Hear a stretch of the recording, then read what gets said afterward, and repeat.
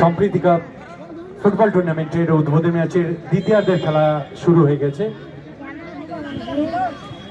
আপনারা ইতিমধ্যে জানেন মুর্শিদাবাদ পুলিশ জেলার উদ্যোগে লালগোলা থানার ব্যবস্থাপনায় বলতে বলতেই লম্বা থ্রো,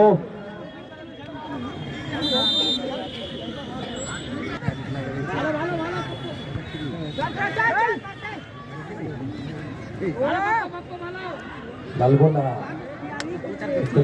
সজাগ দৃষ্টি ময়ায় বলতে বলতেই এবারে আমরা বরণ করে নেব সম্মাননীয় অফিসার ইনচার্জ লালগোলা থানা অতনু দাস মহাশয়কে মূল মঞ্চের একদম সামনে আসার জন্য অনুরোধ জানাচ্ছি। স্যারকে এবার আমরা বরণ করে নেব।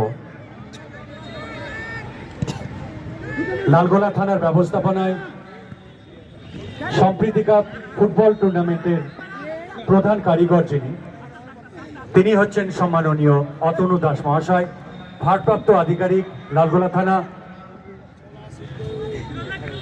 তাকেও আমরা এবারে বরণ করে নিচ্ছি, ব্যাচ পরিয়ে দেওয়া হচ্ছে।